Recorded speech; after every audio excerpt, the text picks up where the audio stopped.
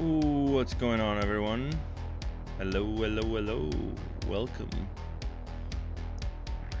How is everyone doing? I know you guys can't see me yet. How is the sound? How's the music? Is the music too loud? What's going on, everyone? It's me, Rodolfo. How are you guys doing? Oh wow, we have some people here from M3DM,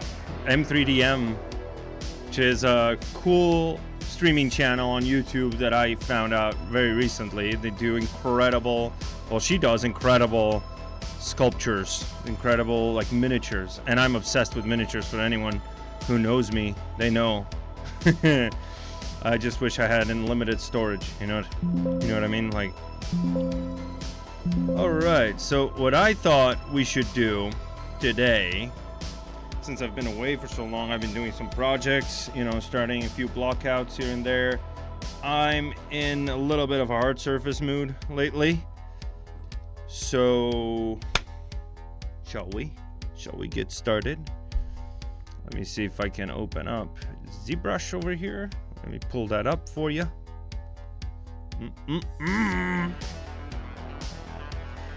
Oh, look, there's some people from back home, from Portugal in the chat. How are you doing? That's cool. It's good to see it. I think this is the perfect time for me to stream, because like end of the day in Europe, beginning of the day in the US. So let me just tone down this music a little bit because it's making my ears hurt a little bit. There we go. You're just listening to desktop audio. So first and foremost, let me just pull this up real quick here. Let's do a little bit of house cleaning. And I'm very minimalistic on this. A lot of people just go through everything. You guys already know we have Cineversity, we have all of that stuff. But for me, what I want you guys to, I want to push this to you guys is you want to go over to ZBrush Central. If you want to hear about anything ZBrush related, we have a staff picks, which is this row over here, and announcements from our latest ZBrush versions and releases. We also have this banner here in the top row, which is usually the best of the best, the cream of the crop, you know? So just go in there. There's daily tons of incredible artwork being posted there. This is the hub for everything ZBrush, all right? Everything that you guys hear about the ZBrush Live or a special event or whatever it is, like a brand new release that blows your mind off, and trust me, it's coming. But it's all in there, all right? So next thing is obviously ZBrush Live, which we're streaming currently. Look at it, that's me. It's kind of like an Inception thing. Hey, there we go. So if you go to our YouTube channel over here, you can see that you have all the previous live streams. You have Ian's stream here. You have some Andre action and Anna action over here. We have character artists. We have environment artists. We have hard surface here with Paul and a lot of other people like Arakarmakio, and this is a really cool resource. And I always say this to every single student and client that I get. If you want to learn about ZBrush, it's not just, you can't just go in and do like a tutorial and that's it, right? You have to watch other people work, because that it differs so dramatically from person to person, the way they approach things, even if they're doing the same thing technically, that you'll just learn how to be flexible. And this is a key skill in ZBrush. Second of all, if you want to keep updated on the latest ZBrush Live streams, go over to ZBrush Live calendar, and if you pick a stream, it will show you a QR code where you can get notifications. You can get notified when that goes live, okay? So this is what I wanted to show you. And now let's get into some hard surface stuff. Now, this is not what we'll be doing, okay? Don't get too excited. Don't get too excited. You guys know me. You guys know from that Let me see if you guys can see. You guys know from that background that I'm obsessed with that, right? I'm a little obsessed with Gundam, just a little. Just a tiny little. But we're not doing this, but we're doing hard surface, okay? And what we're doing is a lot more simpler than this, and this is only a blockout, obviously. But what we're doing is equally cool, at least in my mind as an environment artist, and I know a lot of people don't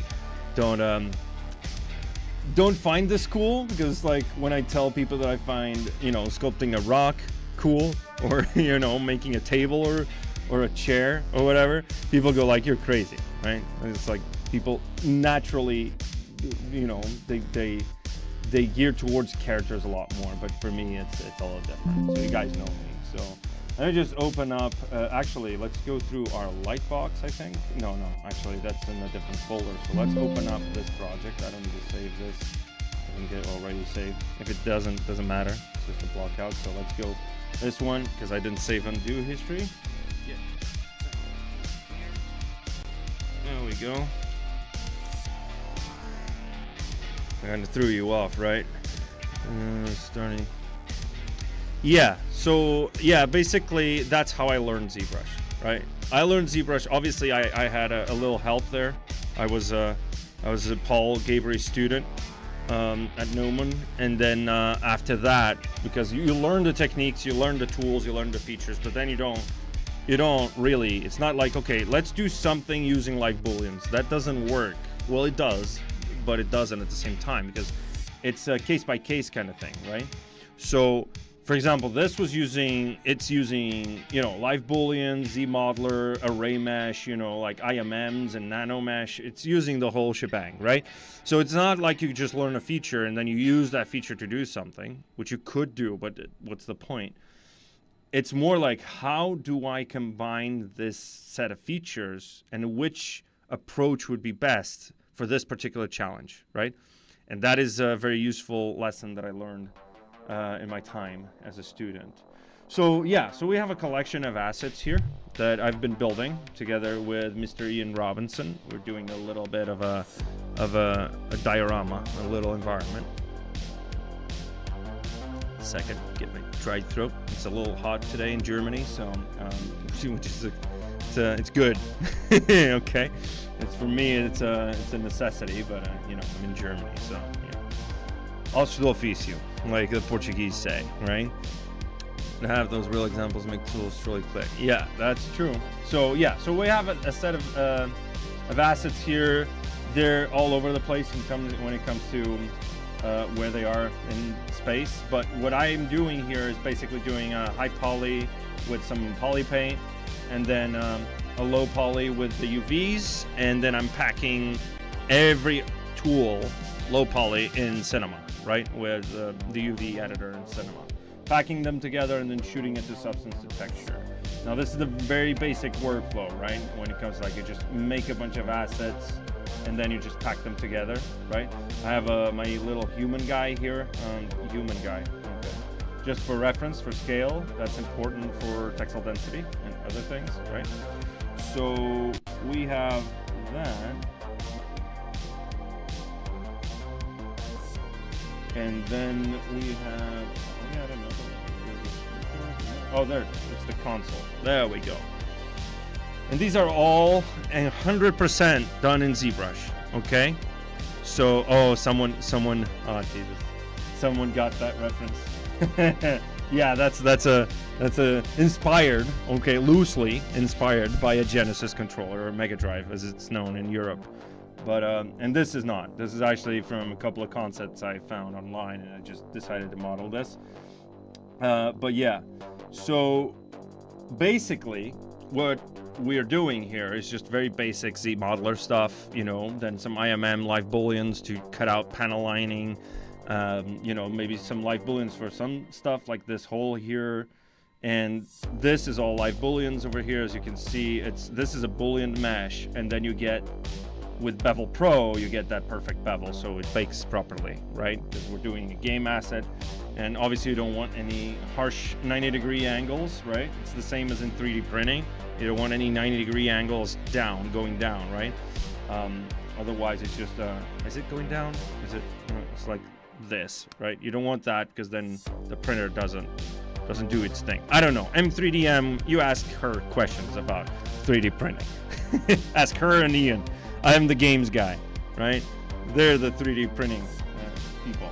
So, right, so let's get to it. I want to start modeling my my TV, and I'm gonna go a little crazy here because I don't have a lot of reference for this.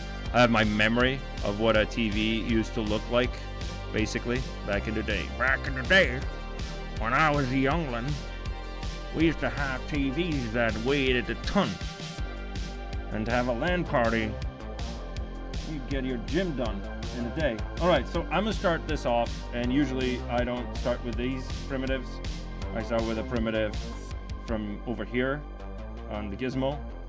I start with a polycube because then I can just manipulate this. And I don't want any divisions over there. And let's go and start blocking it out. So block out is important. A lot of people just tend to think, just go for the details or whatever. When it comes to a super complex piece, like the Gundam you saw before, usually I do like a high poly block out. So very high poly Dynamesh, and then just use the clip brushes and a lot of other techniques like sculptural block out.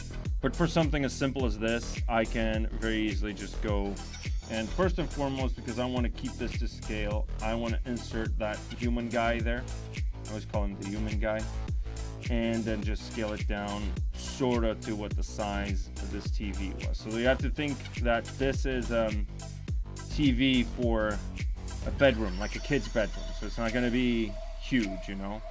So let's maybe make it a little bigger, maybe like that. Then we can adjust the scale later.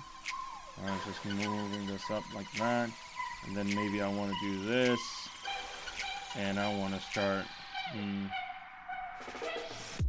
just mask that off, something like this. And then I'm going to go auto groups, after that. And I'm going to make this like that. This would be the basis of our TV. Maybe a little up like that. Something like this, and then it's just copying and pasting, right? This is a block out, not supposed to be overly complicated. Let's just, and this is the creative part as well. This is where you go a little crazy. Actually, I could just change this to this polycube again. This is where you can go crazy a little bit. And maybe I don't want this, and I don't want that. I don't want to make this like so. Like this.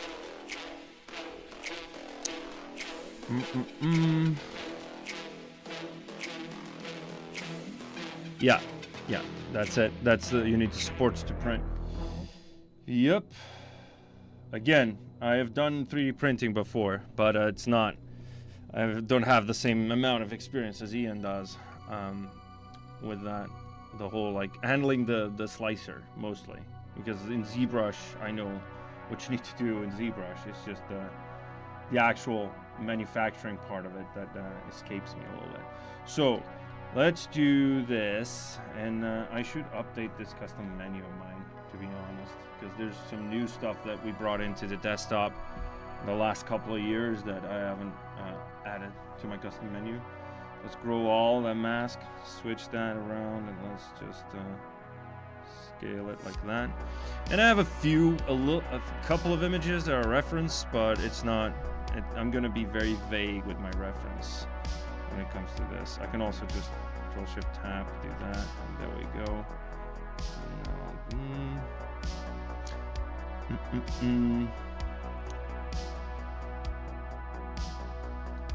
Right, guys, I can only say that you guys need to stay tuned for what's coming, okay? I can't say anything else, but you guys need to stay tuned. If you're hardcore, you know, a recurring viewer, let's say, of this channel, then yeah, stay tuned. That's all I'm about to say. Okay, we have a special stream on the 20th with Henry Shevchenko that's already announced. It's on ZBrush Live. He's going to break down the pro projects with hard surface car that he did. You guys want to stay tuned for that, and then there's more stuff that's going to be announced that I can't really say, but you guys have to stay tuned. Just bear with us, okay? Don't go crazy, just bear with us. Okay, so we have this, and I'm like, okay, maybe I want this to be, maybe I want this to extend just over to that side. So no symmetry over here. Let's do that. There we go.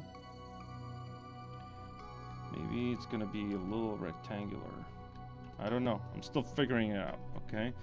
Same thing goes over here. Maybe do that, no symmetry. And maybe do that a little bit like that. And now what I can do is I can go over my handy dandy Zmodeler, just start deleting all of that. So the proportion is what I want. Just want to make sure that this proportion, whoops. Well, actually that was correct. And now run it. Auto groups again. There we go. This. Okie dokie. Also, this is probably a little bit too thick now. Okay. So now this one, which if you were doing high poly, I would just sculpt the inside, but in this case, I want to make sure that we have something like this. Whoops. Something like this. Like another boxy thing. There we go.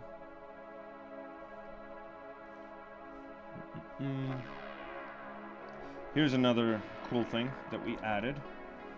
So if we do this, and I'm gonna split that section off. So this is why I wanted to do something simpler, because it's just faster to go and start, you know, getting to a result that you guys can figure out what it is. So let's go to another subtool, and again, kids, name your subtools, okay? So let's stay tuned. Yeah, you stay tuned. You stay tuned to that. Hey, my girlfriend is on the chat. Say hi. Say hi to Margarita. Hi. Hi. So there we go. So we have the insert edge loop, and now if you press Control, it snaps to the middle and quarter. And then if you press Control, it snaps to thirds. So I'm gonna split this into a third, sort of. I can always just slide this into loop complete. Slide this over there.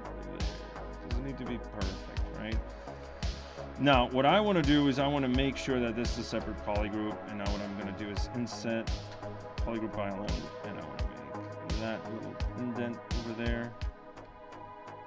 I can move that up later, at a later point, or actually, let's do that now.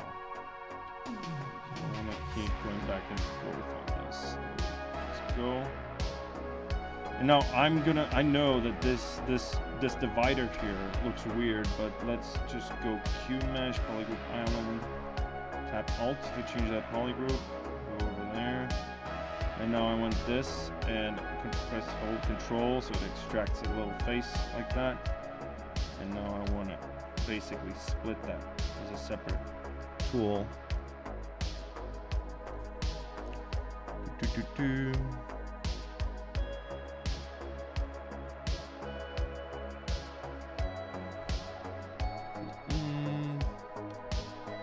Now let's go back here, and what I want to do with this is actually do an inset again. Now we also added the presets, right? And I have some presets over here, so I'm living with the presets, right? Mostly.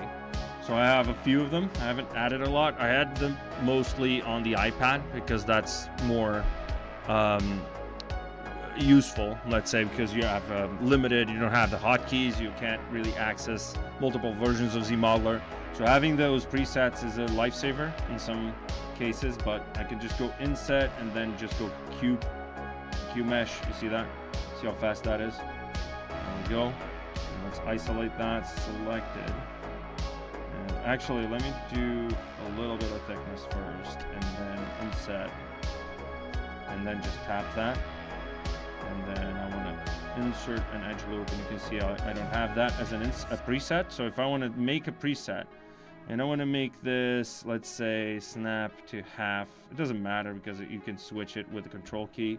So let's say I want a single edge loop insert. I can tap that plus icon, and I can let go of spacebar, and I can start naming it. And I usually go insert single. There we go. And now let's say I want to insert multiple edge loop. Instead of going around like here without any elevation, so I can go keep polygroup, and I can make, well, actually this is still editing that. So let's save this one. And now once I have that preset, I can add a new one, and I can go multiple edge loops, and I want to keep the polygroup. I'm going to call it insert mult keep, because I know it's keeping that polygroup. And now save, and now another one that's going to make and give me an alternate polygroup. So I'm going to do alternate polygroup, and I'm going to go and call it insert mult alternate. I don't think that's I don't think I wrote that correctly. No, it doesn't matter. Okay, there we go. So now what I can do is I can go over here and just do that, for example, and then make sure that I go QMesh, that, and now I want to make sure I crease that. And another preset that I might want to add is my crease edge loop partial. I'm gonna go, whoops, a daisy, crease edge part. There we go. Crease edge part. And now I want to crease that, crease that, crease that, crease that. Now we have a little panel over there, and let's turn on our dynamic. Up that smooth subdivision, go maybe like that. And now again, go to my presets, keep polygroup. There we go. So,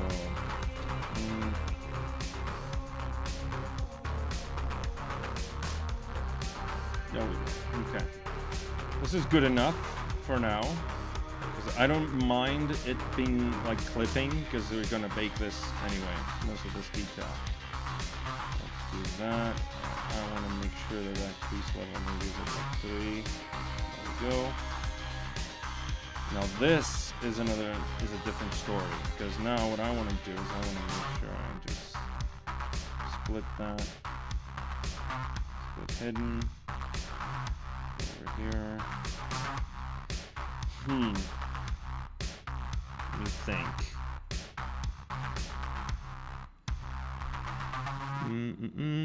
Well, thank you. Hey, Antonio, how are you doing? Nice of you to join us. So, let me see if I can just go here and change this. Actually, I want to delete the single poly, and now I want to go in here. I want to delete that as well. I want to bevel this.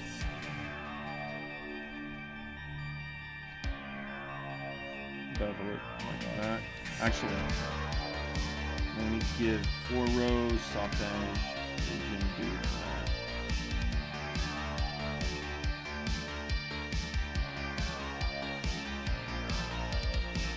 There we go. Tap that. Let's go. I don't think I need those edges though. Change that. Bevel to single row, something like that. If this makes sense. I guess it does. Alright. No, I want to go over here and I want to close convex holes, and I want to make maybe tight round corners. Yeah. And if I do that,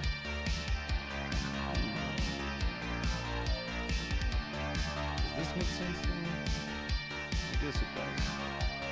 It does make a little bit of sense. There we go. Crease. Oh, that crease is not correct.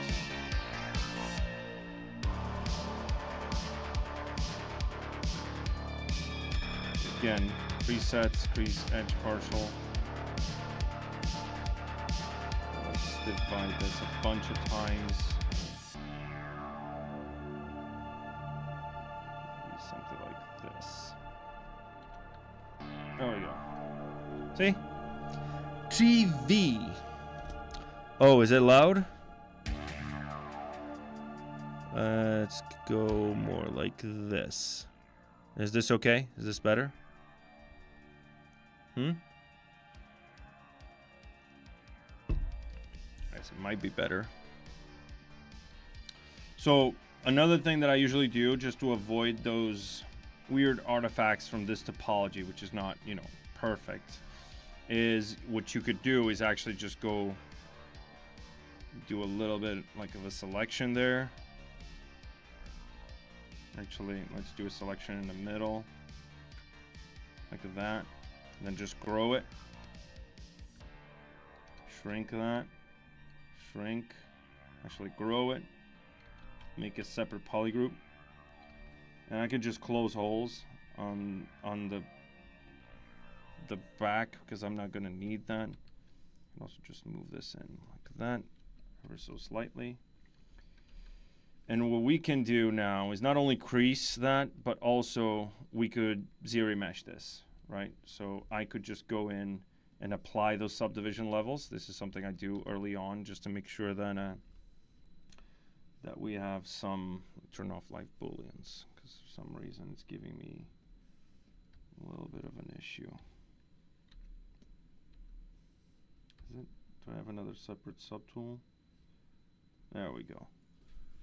Oh, now the music died. Perfect. There we go. Yeah. Thank you for letting me know.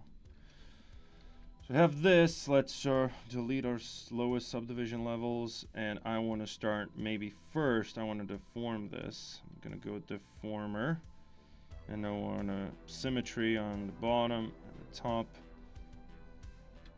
and I want to make sure that that is like that.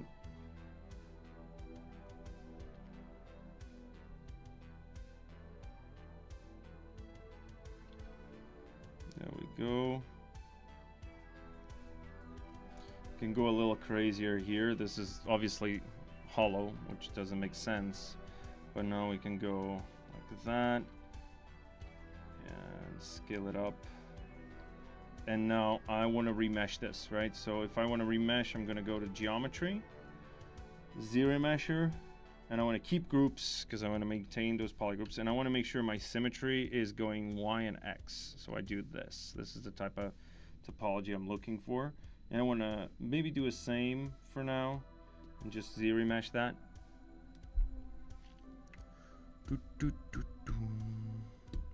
Guys, feel free to ask any questions regardless of the topic, regardless if it's related to this or something else. I just slice that. So this is giving me some weird geometry. So let's turn down that adaptive size. Smooth group's gonna go to 0.1. Let's do a same again.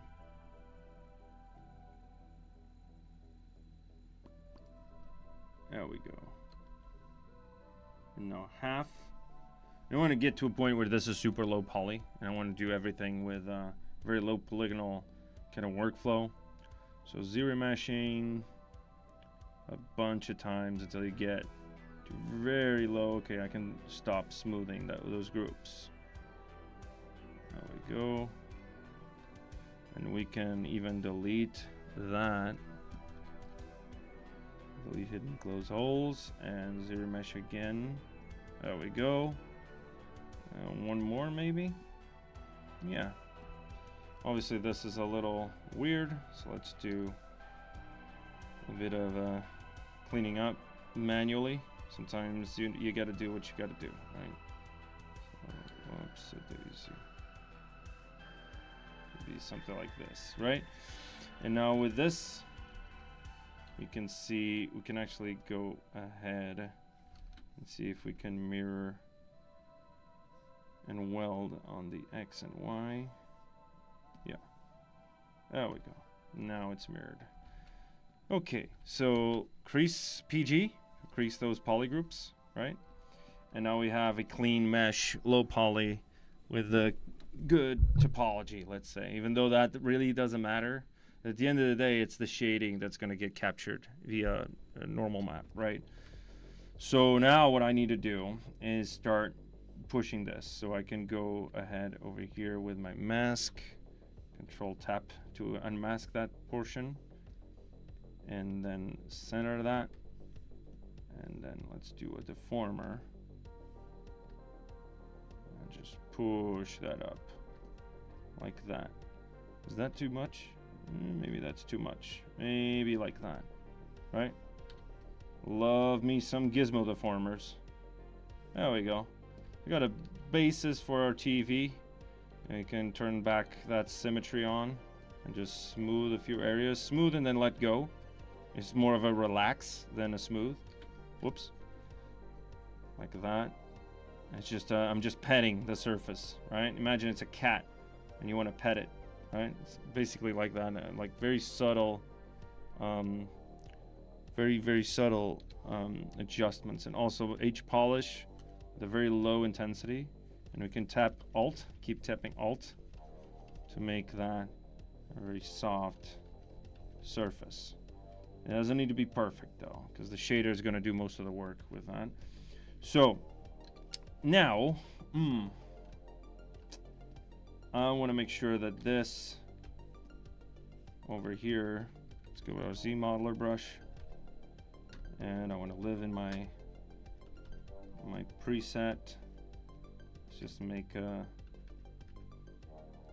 this bottom section over here. And why the heck is that not flat?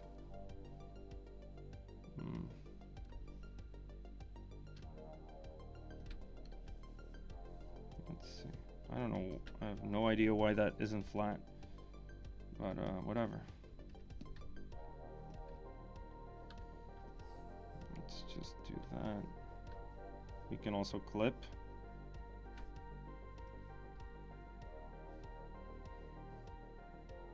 Do something like this, maybe. No, that doesn't look good. Maybe like that. I don't know, guys. Nah. Straight. Maybe straight is better in this scenario. Yeah, it'd be something like this, right? Now we can also just start, you know, by creasing, giving this a little bit of a crease. Just so we can start previewing what it's going to look like. Something like that. The final product, let's say. Crease by angle. Crease edge partial. There we go.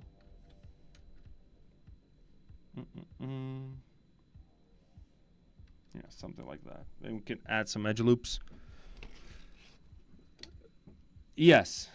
So the idea is to have a game-ready mesh, like I do the others. I don't know if you were here in the beginning, but I have the low poly and a high poly for the controller, the console, the cartridge, the cassette, like the boombox, all of that. And it's well, obviously it's hard surface, meaning that you can get away with using the subdivision levels, but you have to clean up the topology because you're gonna have a lot of wasted points that don't do anything basically. So you want to make sure that that is taken care of. I'm gonna move this up and down like that.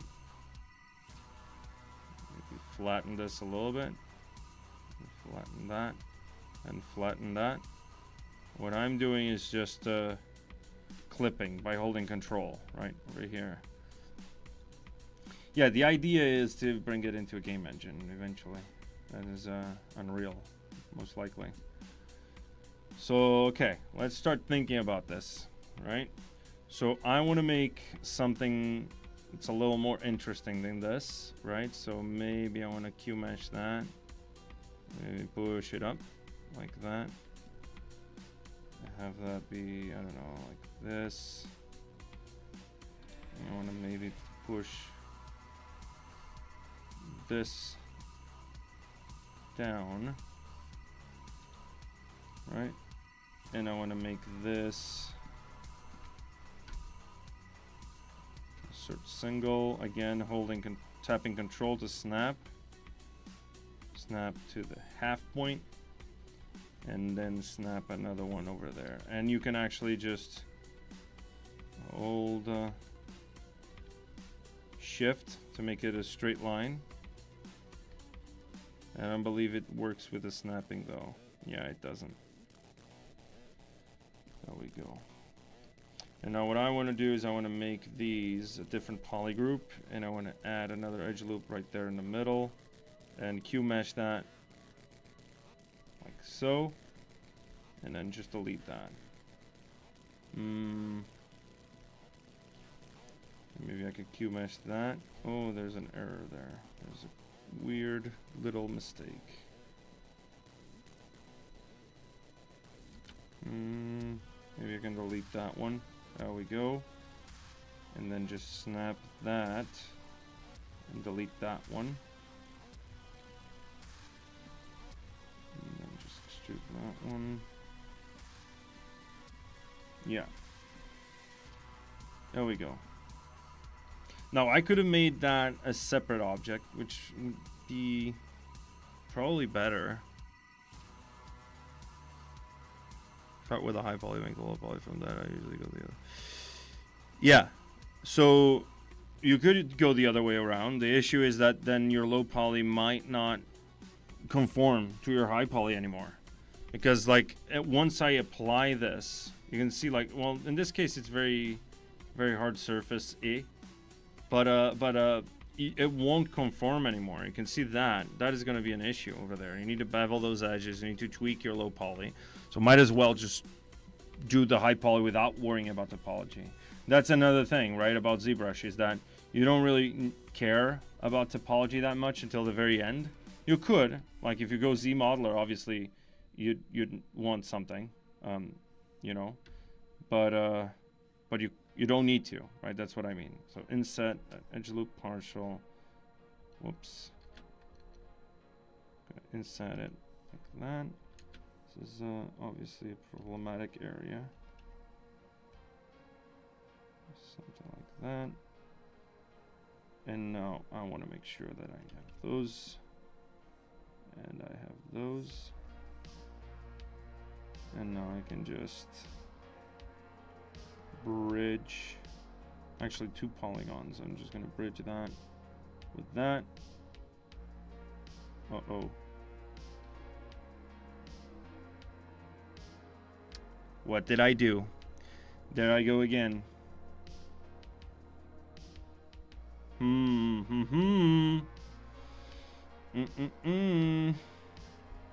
That's all right. Do you guys have any questions so far? I know I'm going a little fast, so maybe that's why ZBrush is doing this. It's trying to slow me down. I'm going too fast.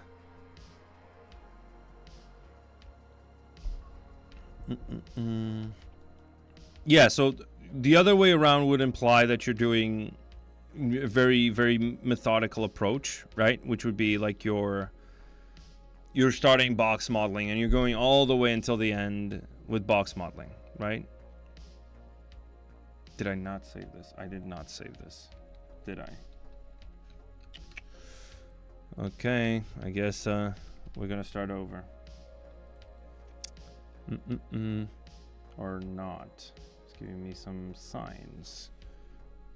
This usually could mean that it comes back to life, but let's see. Yeah, so I don't do that, especially if it's a very complex hard surface piece, like organic-ish hard surface piece, you know, with a lot of like flowy forms and all of that. So I usually go like super hard surface and then super high poly and then retopo. And you don't need to retopo. Like, you could take advantage of like some high poly. Let's just restart this. Doesn't matter. Let's move on real quick and open up. Open it up again.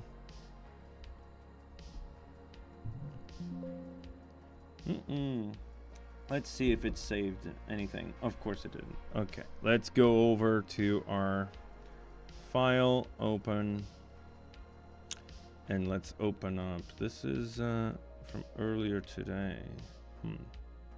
That's interesting. Oh no, this is like, of course it's not. Wait, is it? Oh, what? No, this doesn't make sense. Not from this date. So ZBrush files, there we go. Let's see. It's a heavy file though, guys, so bear that in mind. No, I do all my low poly in ZBrush. Like, I do all the retopo in ZBrush. Everything. It's just faster. Once you know how to use like Zmodeler, retopology, Topology brush, and even ZSphere retopology, which is, you know, the granddaddy of retopology in ZBrush, you're not gonna jump into another application just for retopology, because that makes no sense. Like, if you have a very big project, just to prep to shoot that over to another software, right? It takes longer than doing the actual retopology, you know? So in this case, obviously this is very boxy. So what I'm probably gonna do is actually repurpose a lot of these dynamic subdivision low poly kind of thing. Just delete a bunch of edge loops and optimize that mesh. But other than that, it's just it is what it is. So let me see if I can pull that up again. Okay, let's try to do this one more time. Bear with me, guys. So let's start with that cube again, and now that I have figured out sorta the shape that I want, I can even extrude this right off the gate like that. And and then I want to maybe go cube mesh, not extrude, sorry, cube mesh, poly loop like that. And then whoops, can live in my presets. So polygroup island, dung dung dung, to few them over, and then holding control shift A, reverse that. Actually, split hidden. There we go. And now again, doing the same thing over here, and I'm just going to simplify this even more. So I'm going to do, whoops, wrong one. Split hidden. And on that one, I'm going to go in and increase that immediately. Trying to go faster so we don't waste a lot of time in here. SPG. Always keep the creasing level 2 levels below below your smooth subdivisions at least, right? So then it depends on sort of like your scale. So then we have this.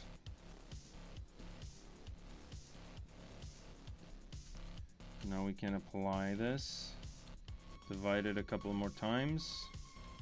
Delete those subdivisions, and we have a coolio screen ready to go. Zero measure, keep groups, smooth groups down to 0.1, turn off adaptive, zero measure.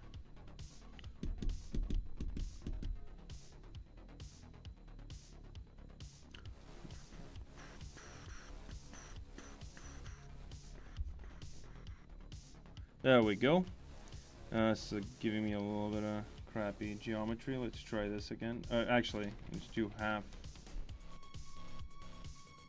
again, and yeah, starting to deform that shape. So turn down those smooth groups, but keep the button, keep groups on. That's because it's gonna be advantageous to keep those that geometry. So now we want to delete that and maybe add a molt. We could do this with some curvature, so interactive elevation, so we can go, if we do left and right, it's just doing this, right? Up and down, it's doing your interactive resolution. So we can go a little bit like that, and a little bit more resolution. And now if I crease PG, and lower that crease level even more, like that. Control tap that. And you could also just use a transpose with your focal shift onto like 0. Let's see if this works. Yeah, just to do that. That's what your focal shift does, right? It just does a fall off kind of thing.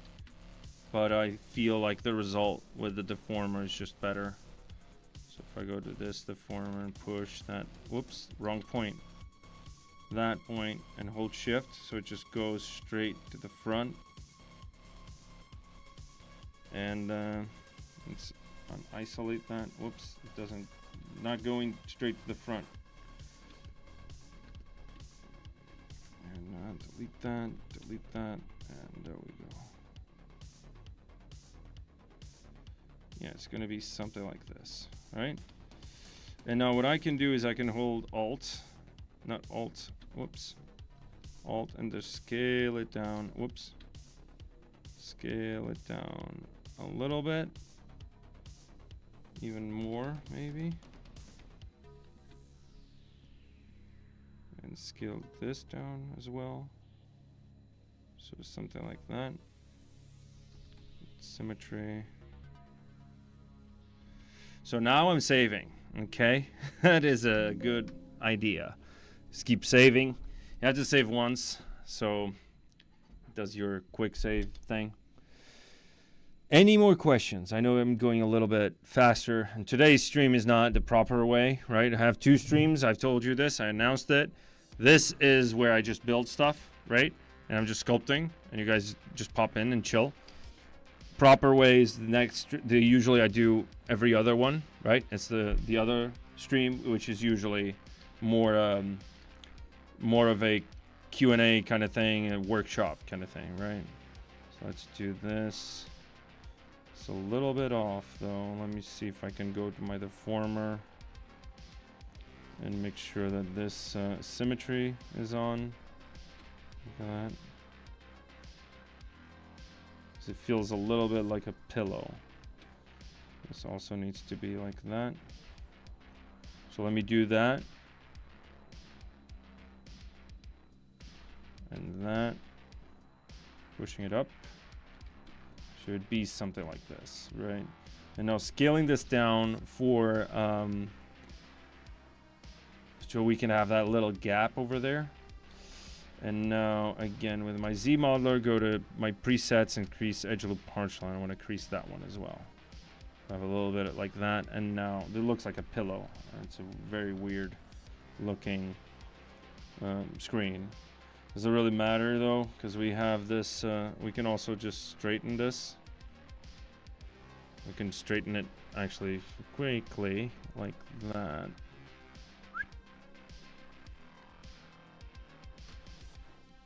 Like so. Actually, just mirror that.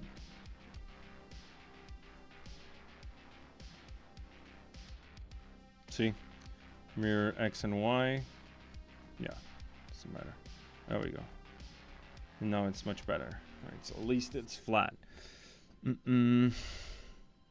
Hi, Animaz. I'm not gonna try to butcher your name. I'm sorry.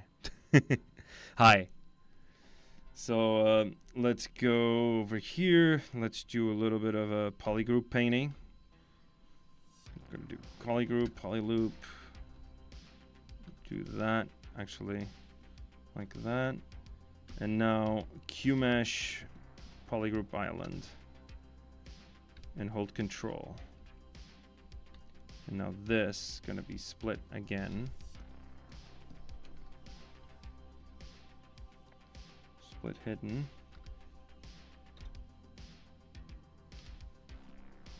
I'll just move it down like that. And bada bing, bada boom. I could also just do a little bit of a, oops. I want to make sure that this is straight though. But then it doesn't match the TV, so let's do that. And let's increase by angle. Research loop partial. Bada bing, bada boom.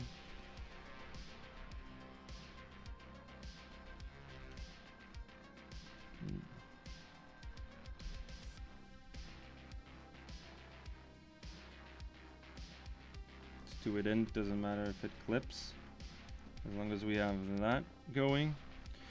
I don't really like where this is going. It's not straight enough. So I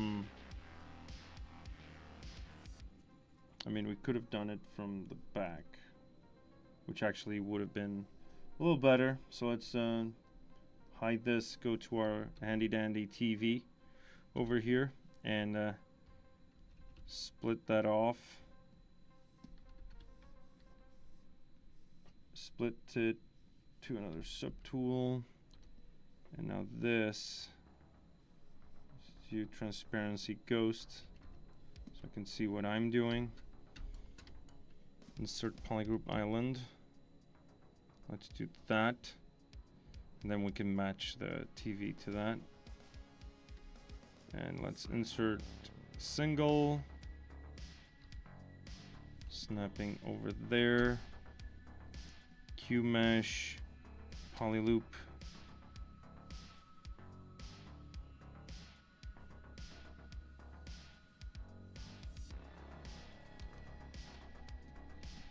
Something like that, maybe.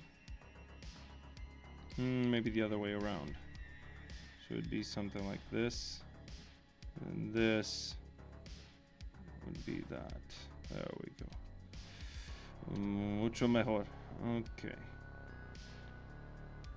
And now I want to maybe QMesh this poly loop and just hold shift so it goes in, tapers in, kind of like that. I remember those old TVs having that. Hey Jags, the awesome, how are you doing? Did I catch your time zone?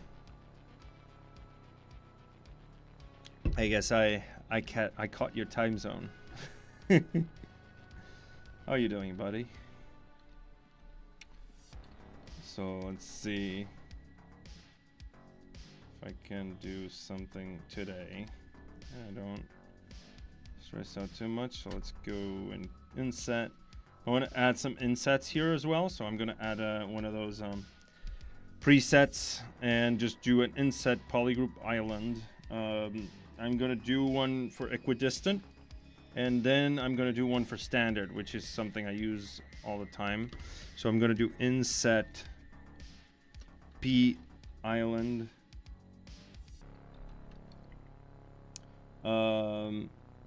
equi.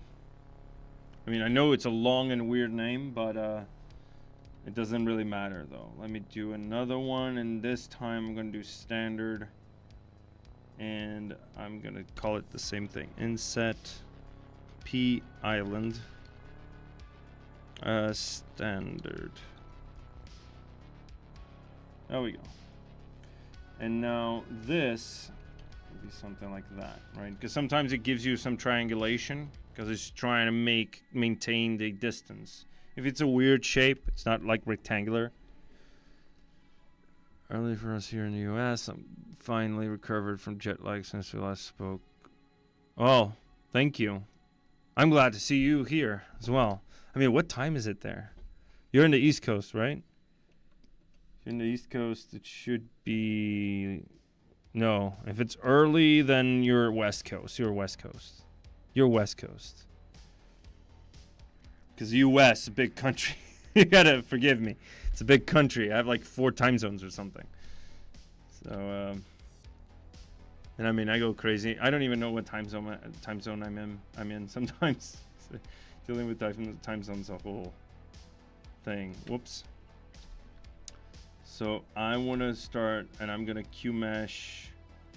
Actually, I'm gonna Q mesh all polygons.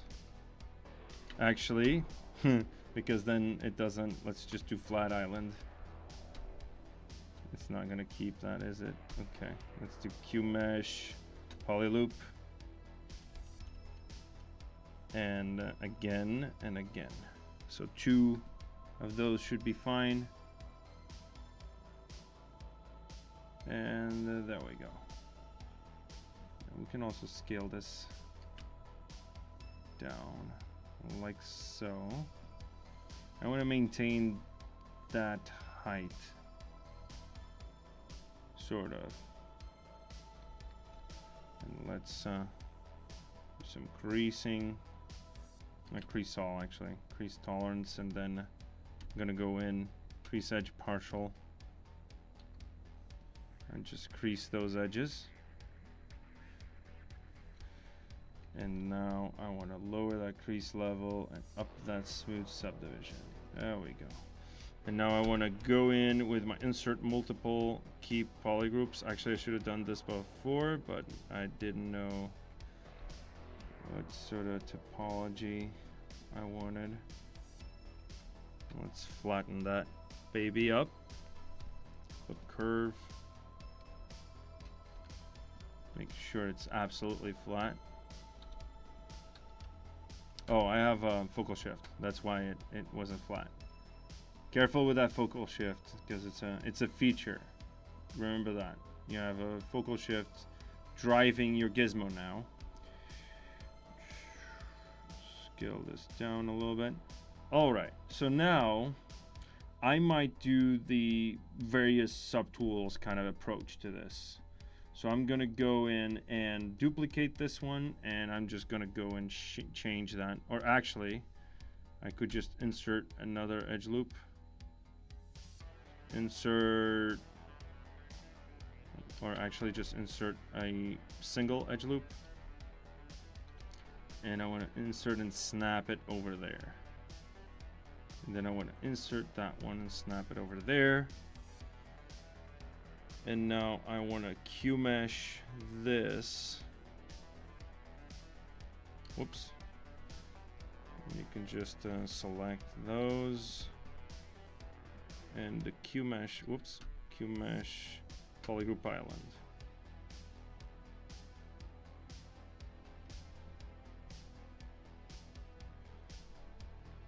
And there we go. Now we can delete that. And delete that. And delete that. And now we can push it back like so. So it doesn't need to be, because I want separate subtools because I'm going to use like Booleans eventually for this. And let's actually scale this up and scale that up as well. Whoops, forgot to crease this baby up as well. Crease edge loop partial. Crease, crease, and crease. There we go. And crease that one as well. And make sure that's nice and sharp. So little. Too much. Let's see. It could be a little rounded. Doesn't need to be perfect. You know, like back in the day, they had those rounded edges kind of thing. There we go. Perfect. This is also going to get rounded, so what I want is actually to delete this edge loop now, because I don't need it anymore, and it's just creating issues with my, you know, my creasing. So I'm going to crease angle, crease edge part. There we go. Smooth to 7, crease level like 4. It's looking like one of those weird Jetsons. 10 a.m. Yeah, not too bad. The TV, a Diablo-inspired TV. A Diablo-inspired TV. That would be cool. Like, you mean like a mouth coming out of the screen or something to eat you? Something macabre like that. That could be cool. I mean, this environment is more like a kid's room kind of thing. I mean, it could be still be cool. It'd be like the imagination of the kid. You know, the TV just you know, comes to life and just eats you or something. I don't know. So let's do some more edge looping, keeping that poly group, and see where I want this to be. Whoops. Let's do a little bit of that. Oh, I have interactive elevation. I have to be careful with that. I want 0 elevation. So it would be something like that. Then tap to get the same on those corners. And it is looking a little... Let's do local symmetry. Just move it to the side ever so slightly. There we go. I have something like this. I could push it up a little bit. And now with this one, this is gonna be our, let's just, you know what? Might as well just go back on this. There we go. It's the same as this one, I think. No. This one needs to be over there.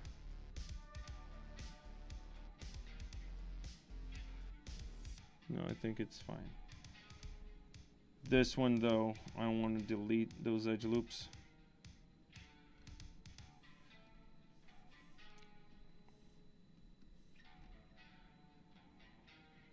Delete a few edge loops.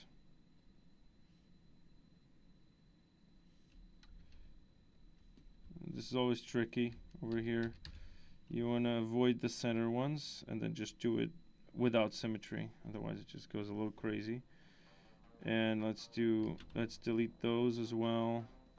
And I just want to make this a watertight piece of geometry. So let me just delete also those. Whoops. There we go. So now I'm pretty sure that fits nicely, that middle section, right?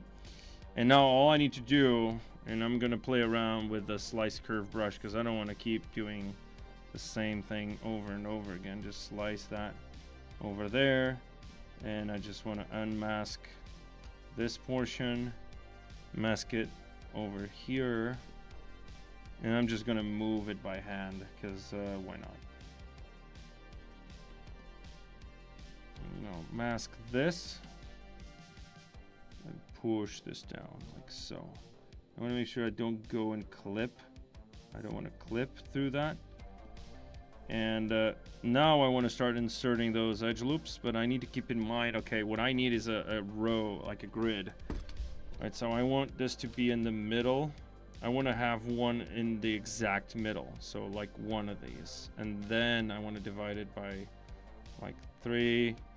And now I'm pretty sure if I inset this, it's going to inset in the middle like nicely, right? So I can do some crazy stuff. So yeah, so now the second one, the second phase of this would be maybe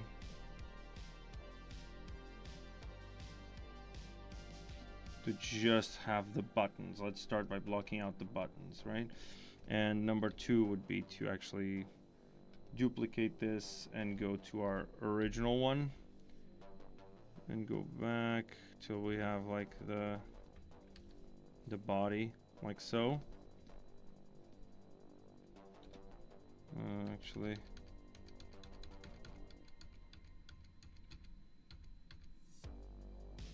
there we go. That's perfect. Delete that. 'Cause now I know that's like matching. So we can do something like this. Now I'm thinking to make this interesting, make like a curvature there. What I could do, could insert an edge loop over here, insert another over here, and maybe I want to go and bridge connected polys.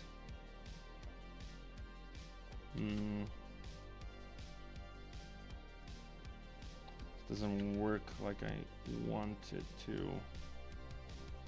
Let's see. Let's do spline. It's not working like I want it to. DEV, hello, love you, man. I don't know who DEV is, I'm sorry, but I love you too. Okay.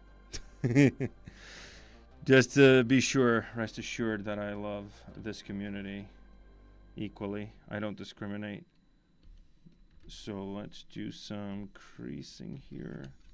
Sorry, I'm a little more quiet today. It's just I want to just get this done. Let's see. Okay. Let's actually Q-mesh this. Whoops. Single polygon, and let's insert another one like that. Let me think. There's gotta be a way. There was a way. Yeah. It's probably better to just do something like this. Whoops. Something like this. Just go to cylinder. I'm gonna make that perfectly round, so I can use that as a reference. Just go like that.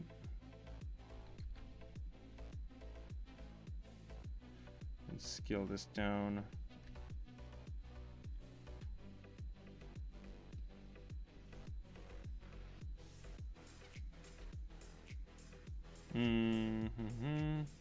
This is probably too big. Sphere could be ideal though for this. There we go. And now I want to make sure that this matches that, so I'm gonna go in extender. Whoops. And go like that, and now do an extender again. Symmetry off. Symmetry off. And just push this down like so. Don't apply creasing and resolution. Something like this. And the same thing goes over here.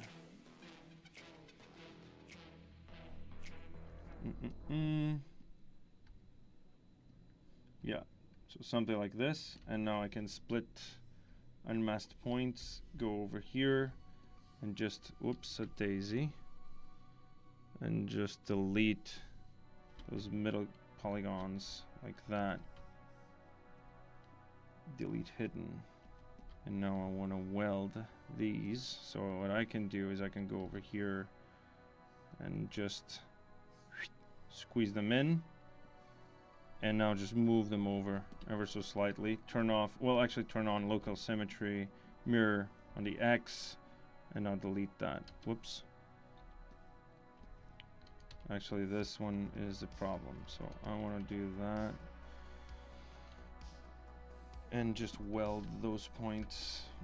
Do I have a weld here? No, I don't.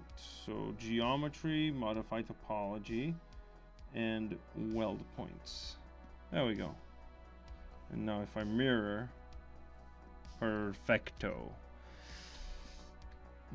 And now the same thing for this. So what I want to do is I want to start polygrouping this. I could just go ahead and group by normals. So if I do group by normals, it's going to give me something like this by default. It's 45 degrees, so that's perfect. And I can always just go over here and ZBrush this section with maybe double, keep groups, smooth groups down to 0.1, adaptive size turned off, and scroll down to 0, ZBrush. I don't want to smooth those groups, actually. It's going to give me weird results. Let's do same. And it's giving me weird results because of the mesh. Well, it's okay. I can just delete that. Delete. Well, actually, I want to delete that and that as well. I just want this section. And I want to make sure that no, go over here, Dynamesh, delete hidden. There we go. Now what I want to do, delete that edge loop, bridge those two edges. Actually, delete that one as well. So I do want to keep it simple. Keep it simple, silly. And bridge. This is going to be problematic. Okay, I don't need that as well. I'm going to delete hidden, bridge that. And I'm going to close holes over here. And this time I'm going to close them. Well, first of all, insert a few, whoops. Insert a few of those edge loops over there on the bottom. There we go. And now I want to close convex hole, circle, something like that. And again, I can ZBrush this. So I can just control tap that one and then Alt to snap that gizmo over there, snap to that point, and just whoops a daisy. Actually, I don't want that top arc. I can just move it, or I could just do a deformer. What am I doing? Like, what the heck? Just go over here, deformer. Whoops, the gizmo is not oriented properly, so be sure to do that. Deformer. Don't want symmetry here. I want this one pushed down. What am I doing? Okay, so let's do something else. Let's do something like this. And then just mask everything else. Push it down. I know this looks rough, okay? But it's gonna be all right in the end, because I'm gonna eventually retopo this and remesh this, and we can already do that. Actually, we could even do a little Dynamesh on this to make sure it's close holes, increase PG, add another edge loop over there just in case, snap it to a third.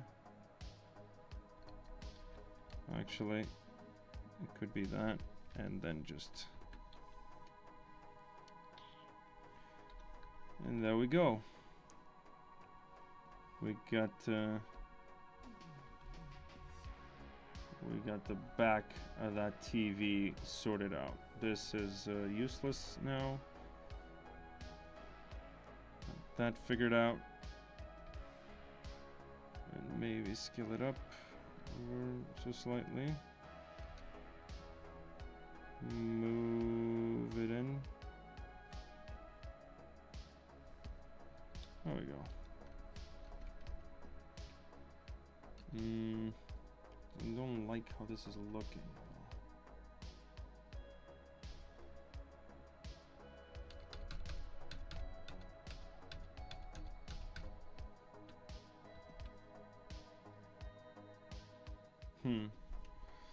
Let's do something else. Let's just mask this. Let's do a more predominant back for this TV.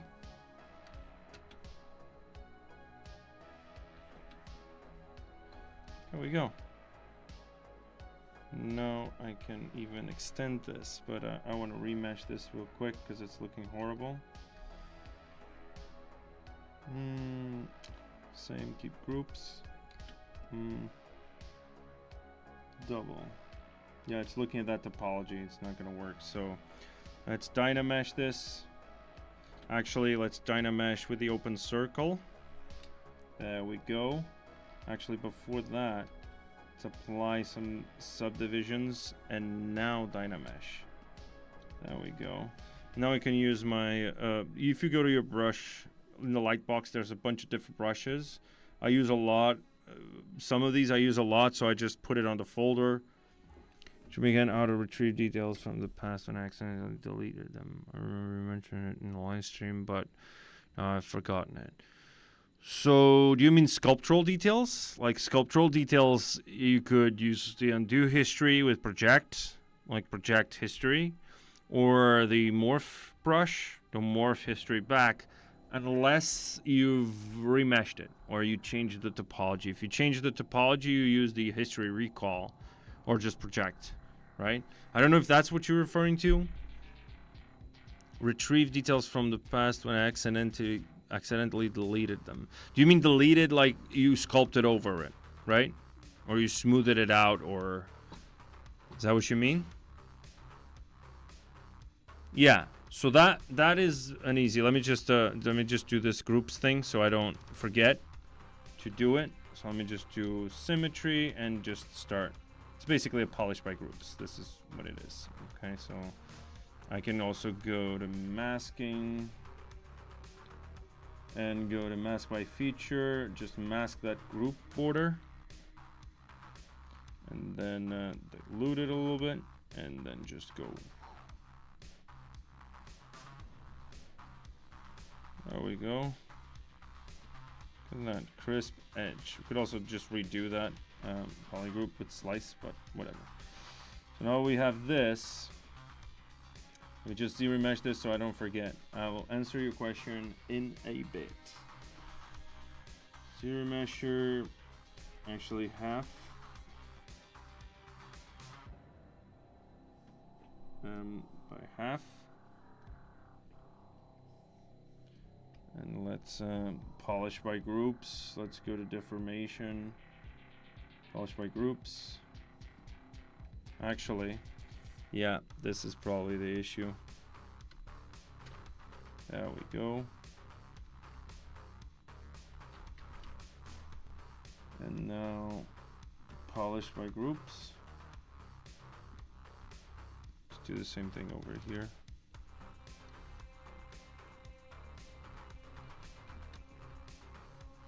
Polish by groups. And ZBrush again. There we go.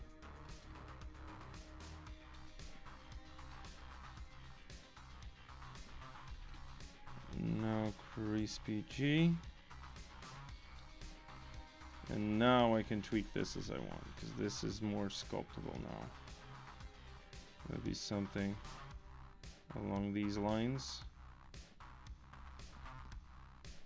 Right. And that would be, this is a horrible piece of geometry. So we can always just delete that.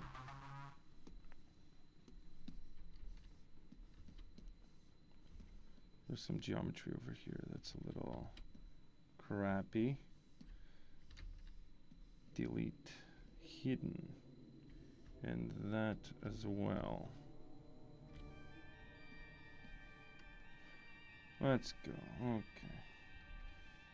All right. So your question about details, right? you want to go, let's say you have something.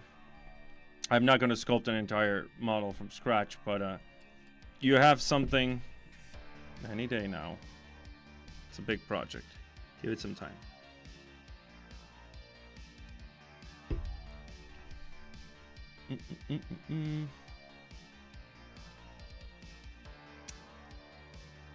Any day now. There we go. Okay, so let's say you have, I'm just gonna do that with a very simple sphere. Make polymesh 3D.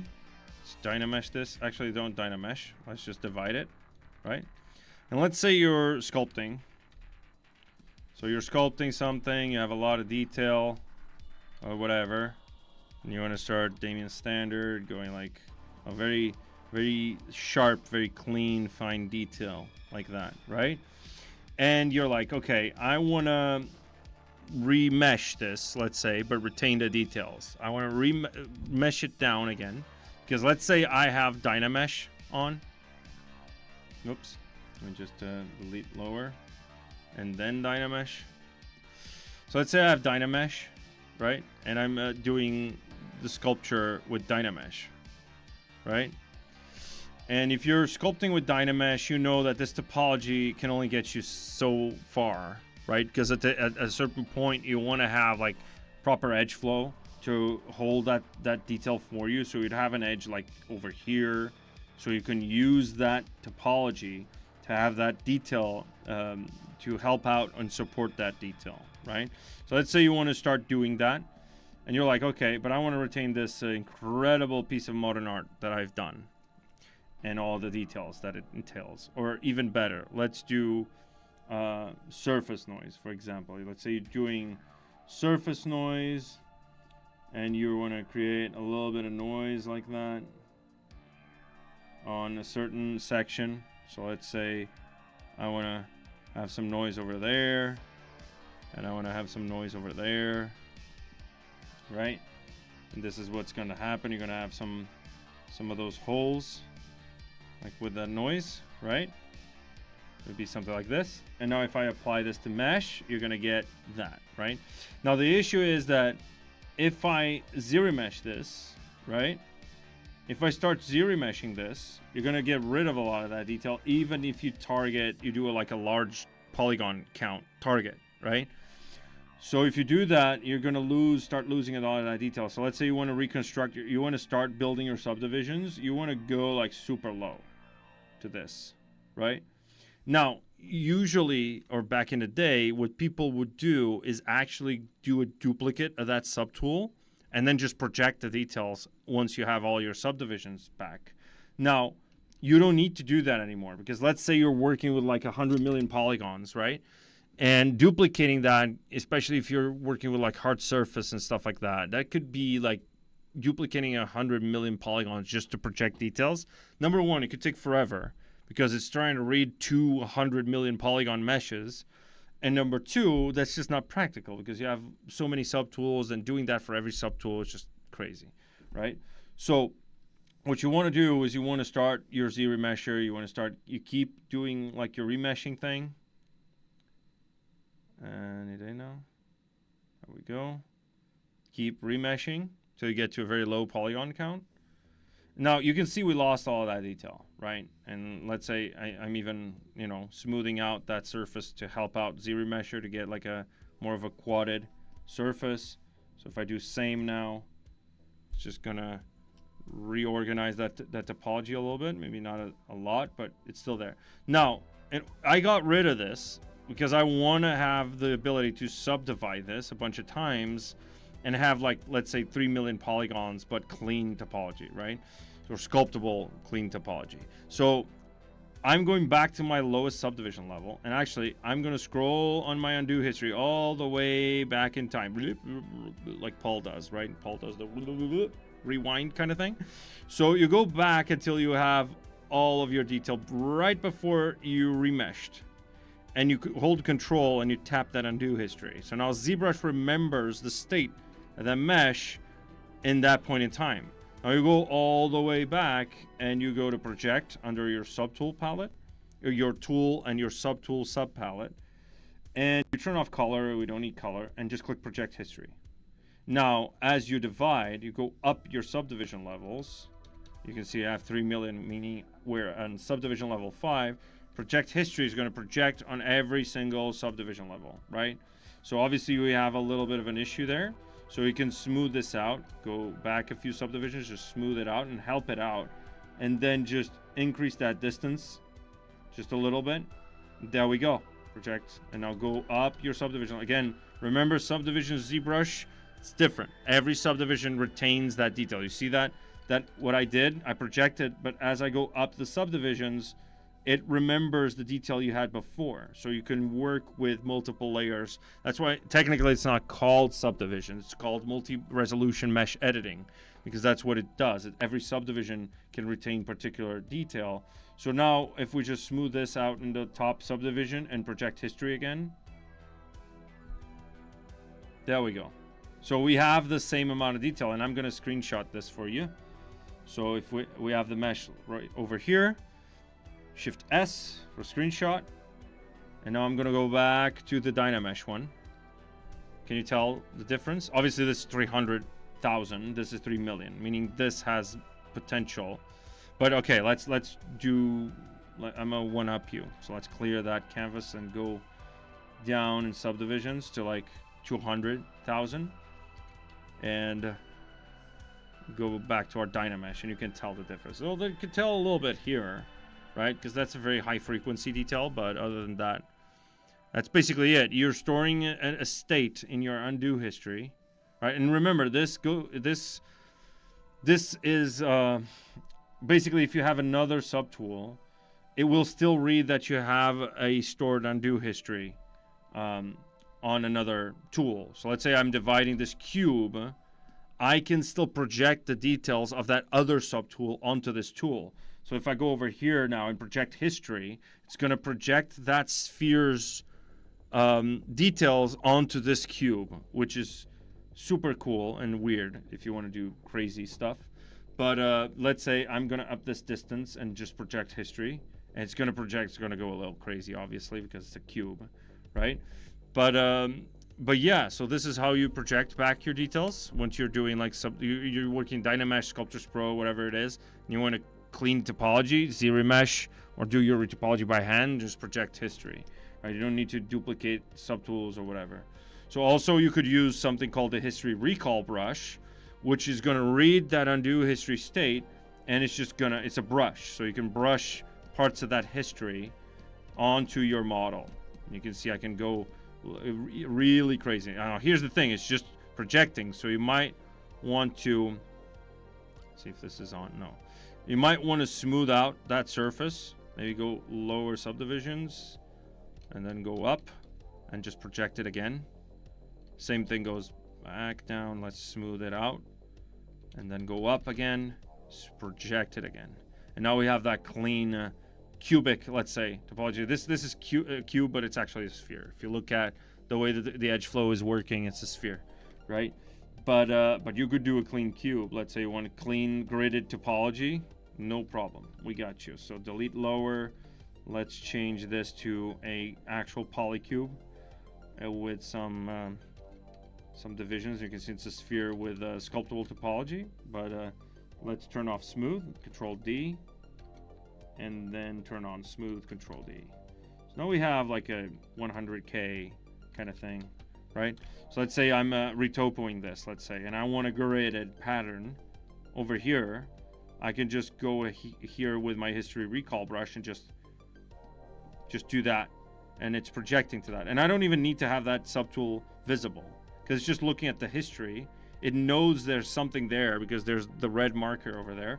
So it's just projecting the details of that other subtool onto this subtool with the history recall. The difference between the history recall and project history is that history recall, you actually have to turn around the model and keep, you know, sculpting in essence, right? This is also a very useful thing for retopology, obviously. Can you tell me how I can sculpt wrinkles and creases in a paper bag? Making Taco Bell paper bag. You want to look crumble. Okay, so there's multiple ways, but let's try something over here. Since you're that's a good point. Like a lot of people just skip over this feature, and I love this feature. I absolutely love this feature. So if I go over here, let's just delete all of our subdivisions. Let's switch this to like a cube, and let's do like the paper bag. Let's do a couple of divisions like that, and like this, and like that, and like that. Okay, let's imagine this is sort of like your paper bag kind of shape, like base shape, right? So you don't want to have any, like, you don't want to have thin walls with very thin extruded walls, right? For this workflow, right? You want to keep everything as either single-sided or watertight, right? So what I'm going to use is dynamics, right? But I'm not just going to use dynamics per se. I'm going to use dynamics with Decimation Master, because when you're talking about paper wrap and paper, you know, crumpling and stuff, it's very irregular, and it's mostly like triangular shapes in a sense, right? Because it's not perfect, you know, it's not silk. It's very harsh. But the firmness alone is not going to work, because the firmness is just telling it how much do you want the geometry to be influenced by the and how high frequency do you want that simulation to be, right?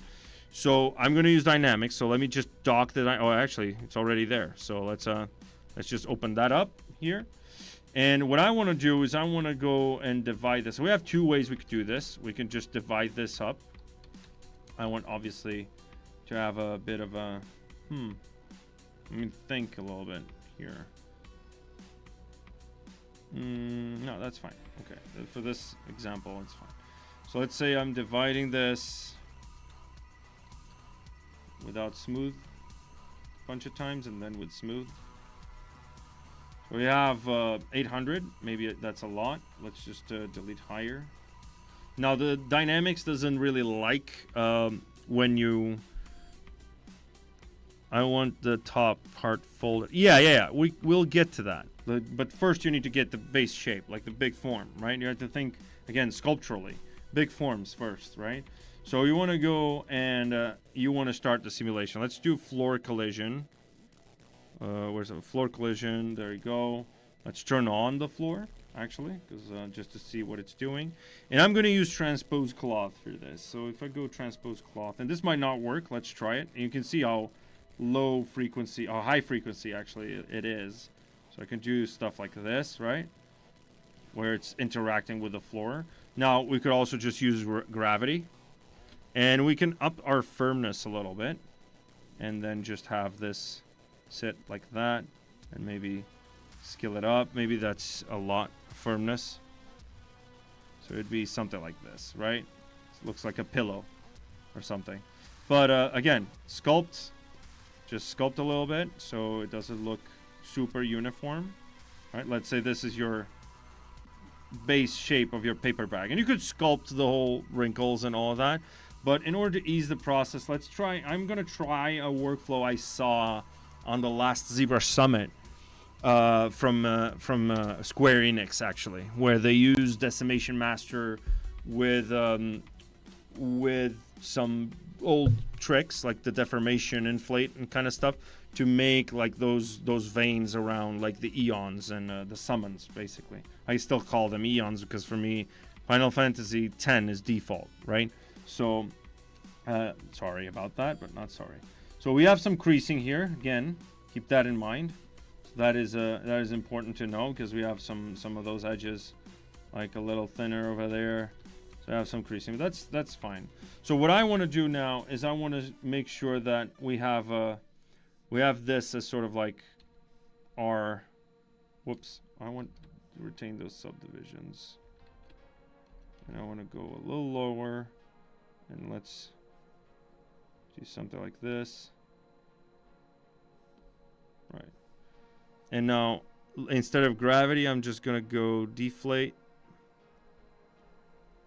Maybe that's too much. Let's do a little bit of firmness. Deflate. Okay. Now that. So let's say we have this. right? This is our base. It's all horrible, obviously. I'm doing this on the fly. So let's say this is our paper bag, something like that. And now you want that to be capped off, right? But before we do that, let's go up our subdivision levels. And let's smooth out the bottom. And you're gonna try something. Of course, you need to try something like maybe use the cloth brushes, like the cloth move, which is just gonna simulate that. It's gonna simulate that cloth for you. So you might wanna, you know, just move stuff around. And then we're gonna cut that top anyway. So, you know, maybe you wanna nudge onto the cloth hook, or it's basically a hook. You can see, just pushing stuff around. This is horrible, but let's not break it too much, because I want to show you what I mean by using Decimation Master. So once we up that subdivision, and I want you guys to keep experimenting with this, right?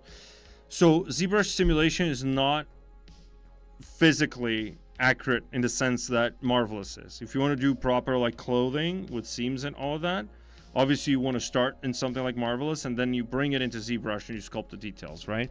If you're doing very basic like cloth, right? Very basic like a skirt or a t-shirt or whatever, you want to start in ZBrush, that's also fine. There's multiple techniques for cloth creation and clothing in ZBrush. So let's do this. So I'm gonna basically delete lower, and what I'm gonna do is I'm gonna run Decimation Master, pre-process the current,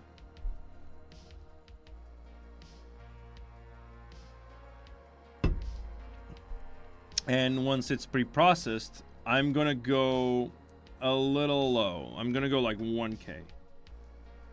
There we go. So you can see it's very, very low polygon, right? But here's the cool thing.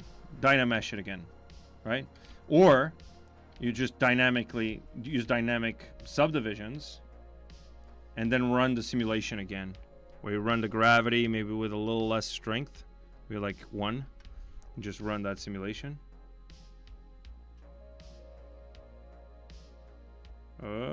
Yeah, it's dynamics.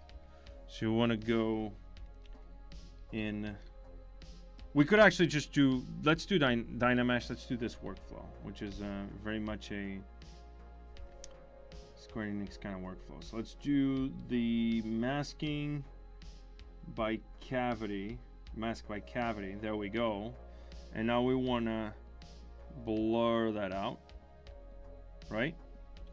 And now what we could do is actually run the simulation like this, because they didn't use this for simulation. They used this for just basically they would go like this, just blur it once, and then they would inflate that. So if you inflate that, you're gonna get what they got with the eons, which is basically like that on an arm or something, right? But we don't want this, right? So we want something a little different.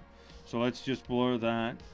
And what I'm gonna do is I'm gonna go with my transposed cloth, and instead of having it on brush, I'm gonna have it on masked. And it's just moving. Uh-oh. Why is it not? Collision volume. Okay. It's not working. Yeah, okay, that doesn't make sense because it's floor collision, but it should be working. Okay, it's the mesh density, probably. Okay, so let's do Dynamesh with a lower resolution. Smooth it out a little bit. Dynamesh. And let's see if it retains the thing. Dynamesh, and I want to decimate it again. But this time I'm gonna keep it a little higher polygon. Reprocess, because I changed the mesh. Yeah.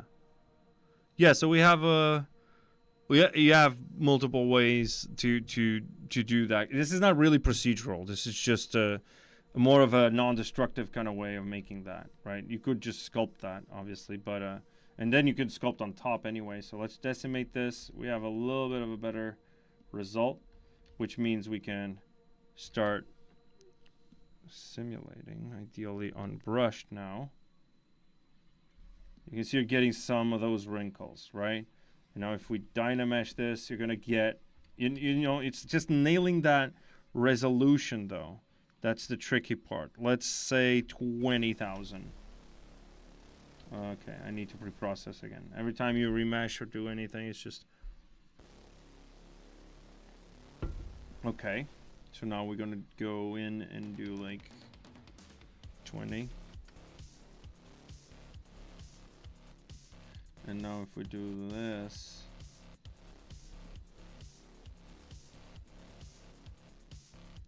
you can see where I'm going, right? With this.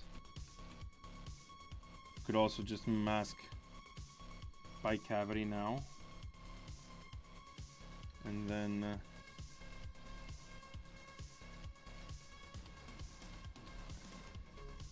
review that. Kinda is working, because it's always because obviously because a lot of the details were going up and down, so Decimation did the triangles like that. But if you want to move this, maybe when we were at this stage, we could just go brush, cloth, move, and just move that to the side, and maybe just use the cloth ball. There's a cloth fold as well, cloth inflate, for example. Just do a little bit of, I don't know, this paper bag kind of thing. So you're still gonna sculpt, right? Because again, it's a sculpting application, so there's no miracles over here. But you could get away with just a few of those strokes, and then you want to get that wrinkly kind of aspect. You could also just have you have your wrinkle texture. You bring it in and use that as a surface noise or something. So it would be something like this, and then you decimate it. Again, pre-process. There we go. And now we want to do maybe 10K. Let's do a little lower. Let's do 1K.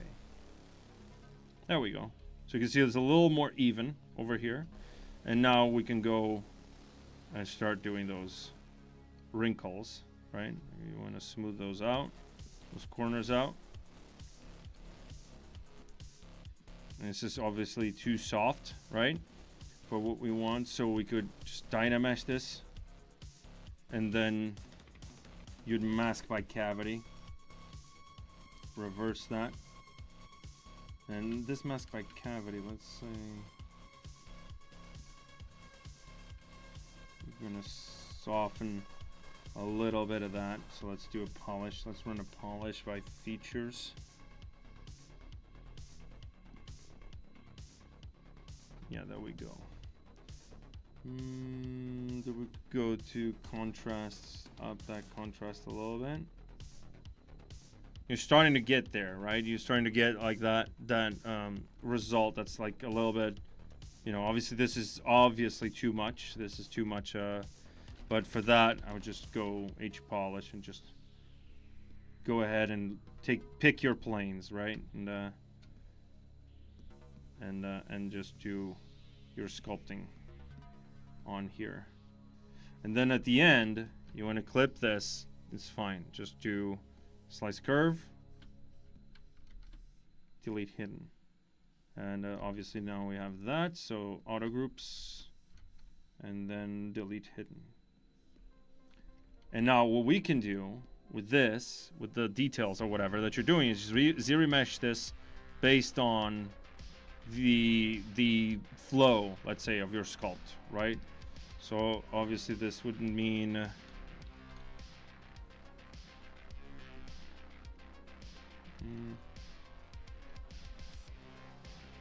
this is a little bit, but yeah, so this is what I would do to make that kind of like paper wrap kind of thing.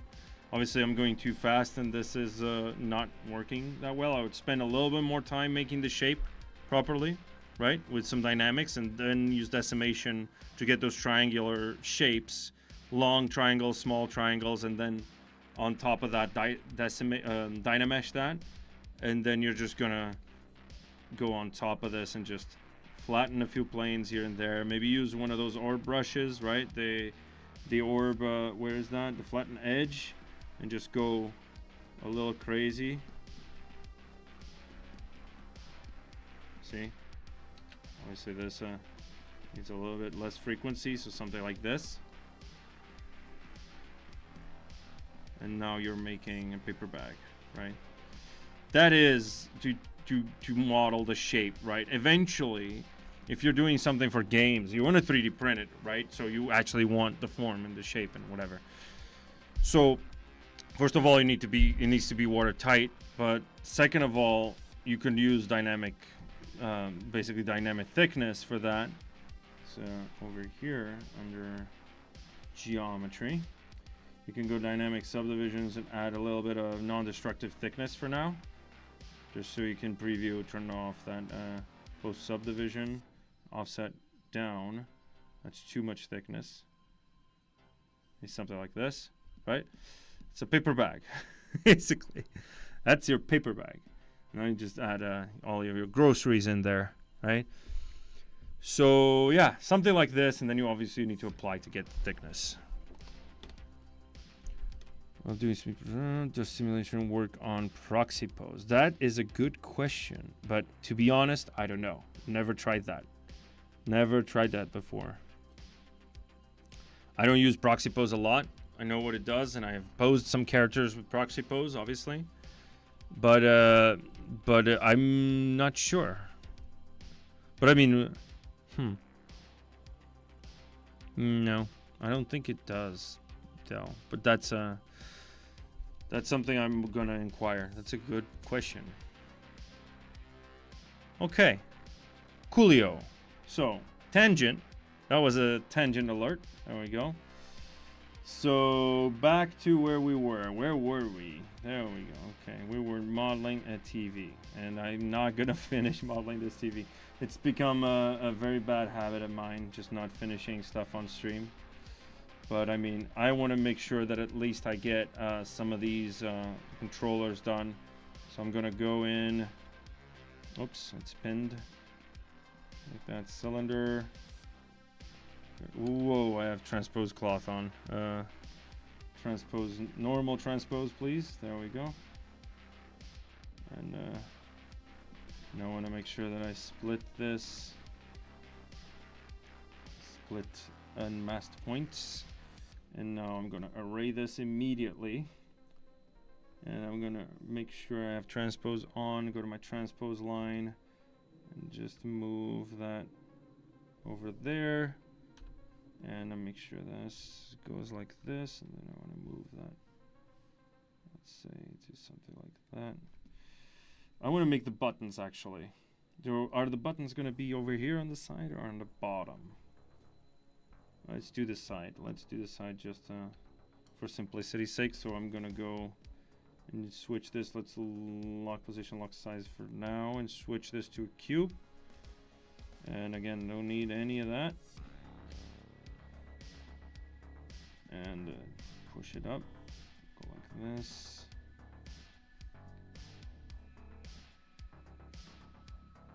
There we go.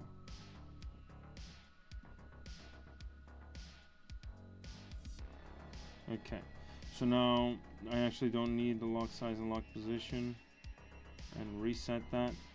And now I'm gonna go with my transpose line, and I'm gonna add some repeats and move it, whoops, move it down like so. Add some repeats.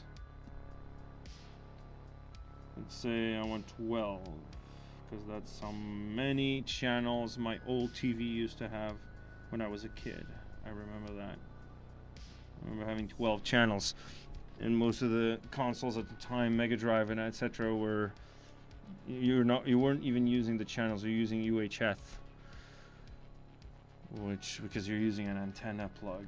But yeah, let's say this goes over here, and then let's just duplicate this subtool, because I'm just blocking it out, and I want to make sure that I have a cylinder here, and the repeats are gonna be a little bit less, maybe like that.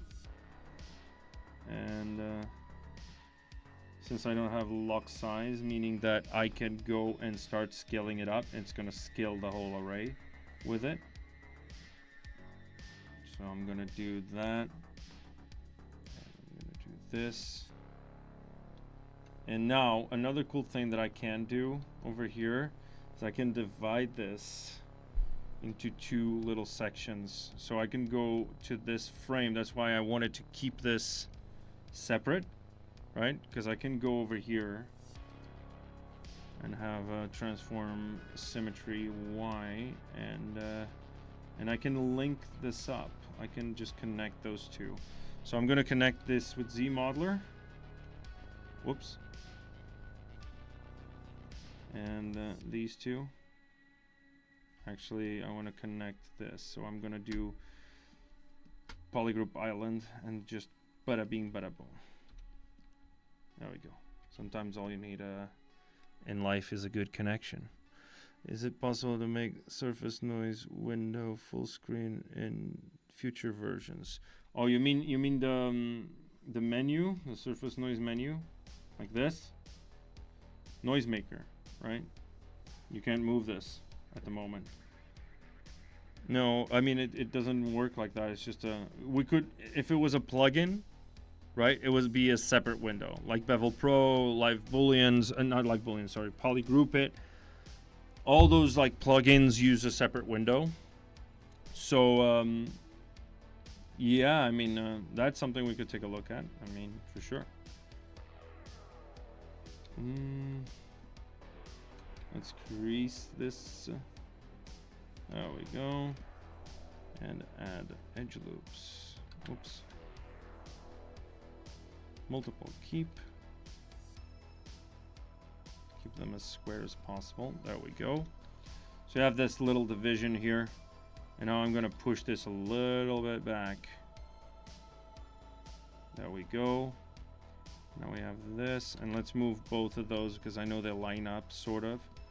So we're going to go multi-transpose move and just move a bunch of subtools at once. Move that one, and I want that one. I know I'm moving two subtools at once, like that. And now I'm just in this individual one. Okay, so let's say this is our control. So now anything I model here, and now I want to lock the size. Lock size, position is fine. I mean, we're just offsetting, so there's no need for that. Let's just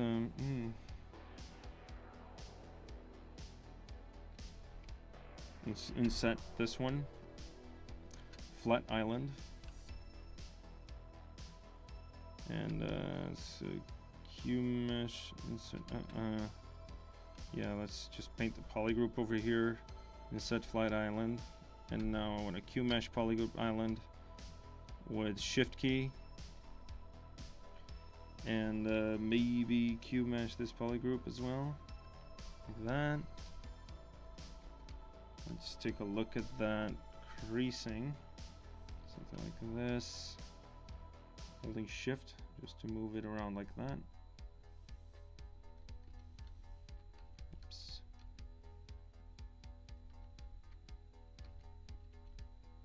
Like so. So they're almost gonna touch, and we lock the size, meaning that if I scale it down, they stay in place, right? So I'm going to push it back a little bit. And now what I want to do is I want to make sure that these, I actually wanted another, okay, I want something to inherit that. So I'm going to maybe copy this and have this polycube. Just do that. There we go.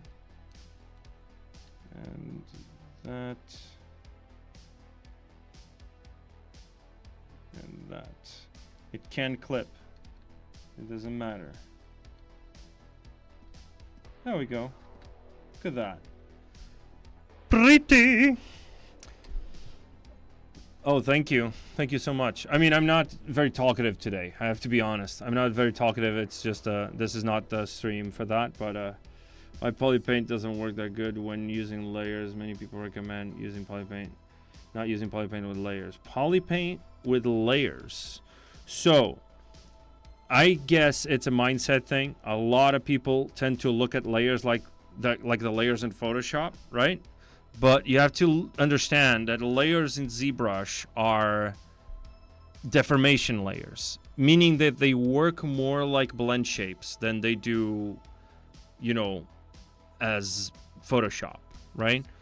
So if you paint red on a specific vertex, because polypaint is vertex color, and then you paint green on a separate layer, same vertex, but you paint green on a separate layer, and then you blend those two together, you're going to get yellow, right? But the issue is that you can't really do like a full-on painting and then have another painting and then just multiply or whatever. You can't do that. You can't do that because those are not, that's not the type of layers that they are, right? So to that point, polypaint with layers is usually just, okay, I'm lerping, I'm interpolating between two states, right? And you're not going to get the multiplies. You're not going to get the linear dodge, the color dodge, all of that kind of stuff, right? So it depends on what you want to do. I mean, it depends. For me, as a games artist, I don't use polypaint that much, to be honest. I do use it if I want to assign vertex color to a specific part of my low poly mesh. Right, or my high poly mesh if I want to bake that vertex color into an ID map in Substance, right? So that would be where I would use polypaint. Other than that, not really. Can't really help you there.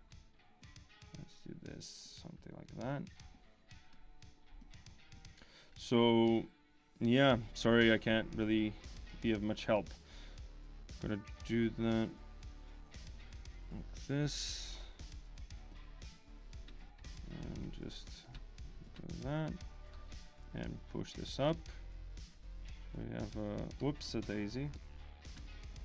We have a little bit of a button like that. Whoops.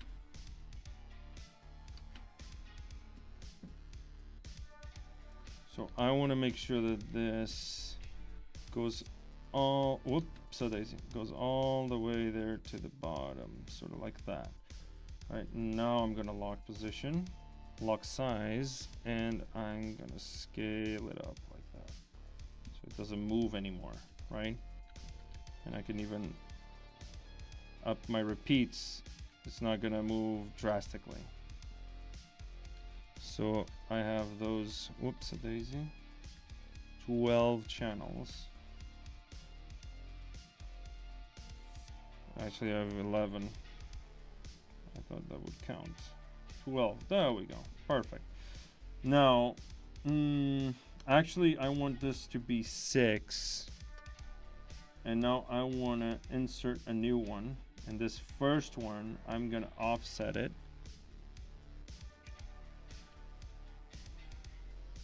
Where's my transpose line?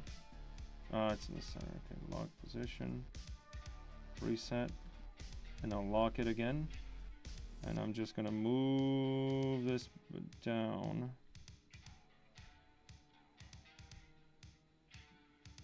And something like that. This is uneven though. So I might just delete that one. Let's do it again. Let's do that.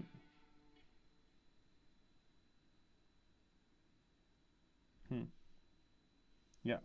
And now append a new one with 6 on it. Turn off lock position, reset, lock position again. Do 6. And there we go.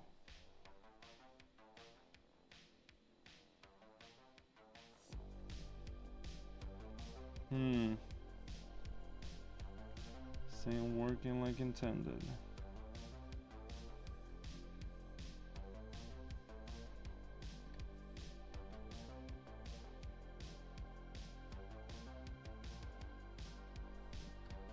There we go.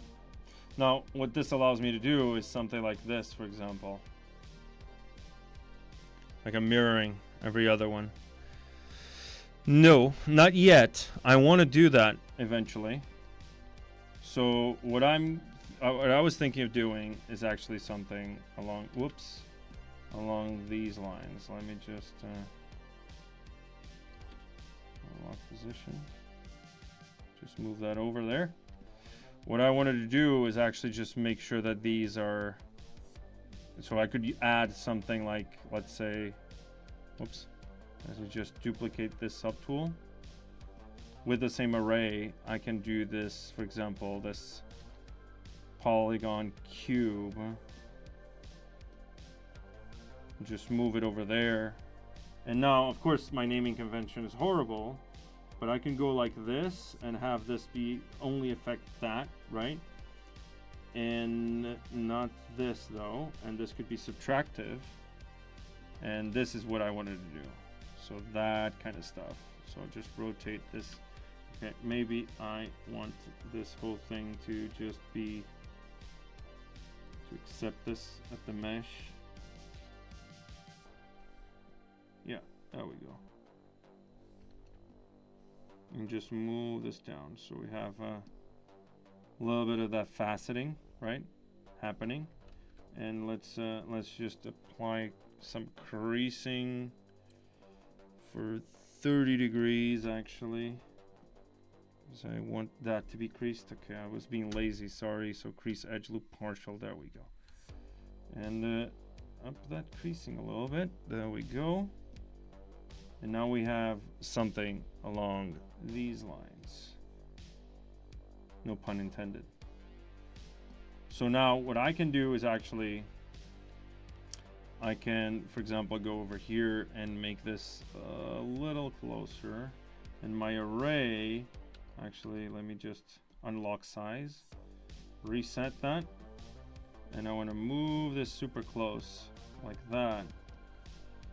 And now I want to go in and repeat this by like 10 and keep using that transpose line. Something like that. Up those repeats. And then just move it down like that. It'd be something like this. Right? And then you move this wherever you want. Should be something like this. Now we have something like this. So if I want, for example, a circular pattern here, let's say I want to 1960s. Yeah, it does look a little bit older than what I intended, but whatever. Sorry to ask, are you Brazilian? Because I have a Brazilian friend that is also named Rodolfo. Oh no, I'm Portuguese, but close enough. You're close. Let's just say that if your friend started speaking, I would understand him. That's the main point.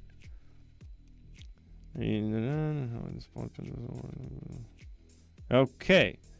So now, to finish up the stream, because we went on a little bit of a tangent, let's say I want to do a radial thing, like a radial grid kind of thing, right? So what I would usually do is I would duplicate this.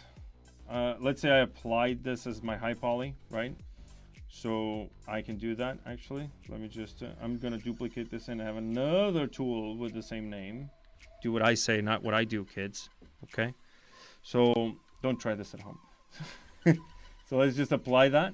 And we have 1.6 million. And now my point is that delete lower. And I'm going to use my slice as circle, actually. And I want to start slicing this up. Now you can see this is not regular, right? So it's going to do a pretty weird job. So what you want to do is you want to go to your stroke while you have Control Shift. You hold Control Shift. You want to turn on square and center. So now it only does like this, basically this circle thing. So we want to do that on one side actually. So keep that in mind, like that. It's going to do the other anyway.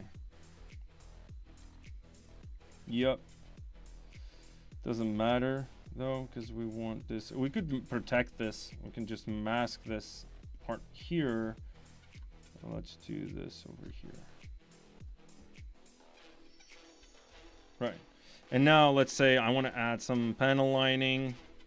So I want to add and slice this up middle. Actually, for this, I want to go all around. Like that. Right? And now these two, I want them to be a single one. Right? So number one, you have an edge loop going around. You have separate polygroups, meaning that you could make your panel lines with live booleans. But my point is that I want to make sure that this is going to be its own, let's say, separate thing. We could also do with our low poly. So I can extract this and make it its own mesh, right? And with the low poly as well, what we can do is we can do something like this. So we can go insert single and make it snap to the middle. Like that.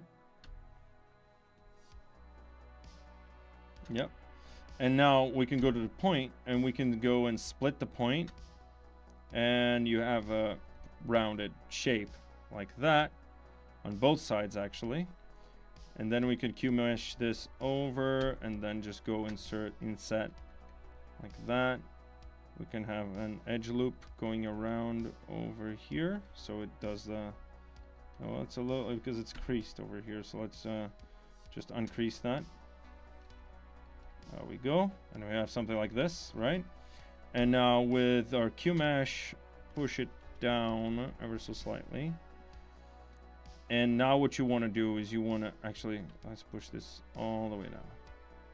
And now what you want to do is you want to extract this, another piece of geometry, as a separate mesh. So let's say I want to split this, split hidden. Let's do crease PG. Make sure we have that little hole there. And now with this, I can just push this up and then just crease that and move this. Whoops, a daisy. Where's that model? Why is it gone? What the hell? And it's gone.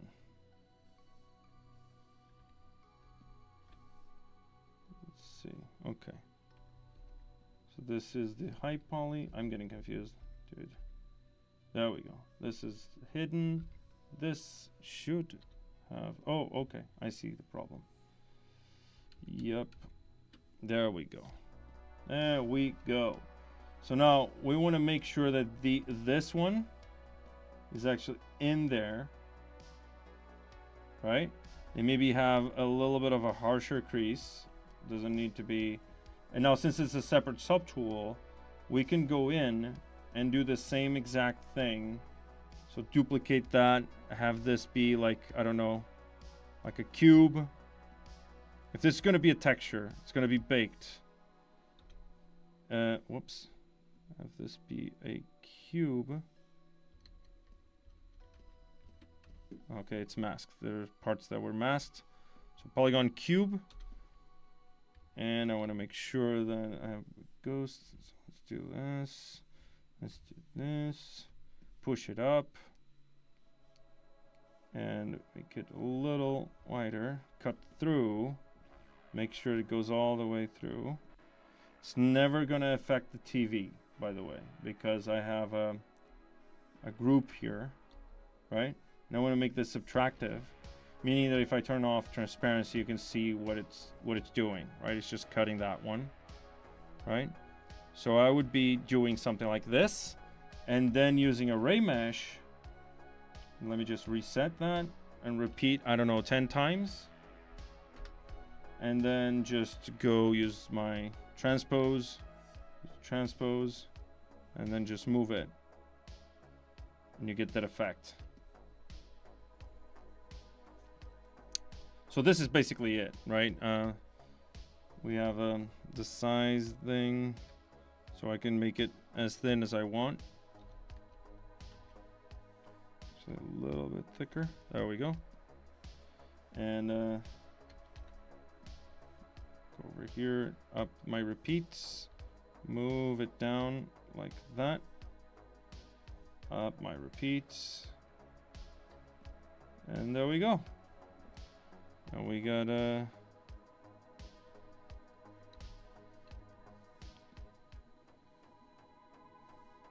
little bit of a vent there, right? So now all I need to do is change that top model, go in. Now we have that. All right, everyone. So I went on a little bit of a tangent, right? And we couldn't even get this close to finish. But I like tangents. I like what your questions. You guys were awesome. This was actually very, very fun, even though it looks like I don't speak a lot today, but it's fine because there's always like that. I'm using Booleans again. Yeah. So if you guys have any more questions, I am here. And if I'm not here, because I'll be leaving soon, because we have another slot next to this, you can ask me questions on my Discord. You can ask me questions through socials, Instagram, ArtStation, whatever. If you find it, and if you find my face somewhere online, just send a message. And yeah, that is it. Any more questions from anyone? If not, I'm gonna end it here, and let's try to finish a prop next time. Let's try to do the next one is going to be the proper way, meaning that I'll run you through the entire process of making a prop, right, from scratch, and I hope that would be more useful. All right, so if you guys don't have any questions, I am Rodolfo Silva with the ZBrush team, and see you later. I'm out.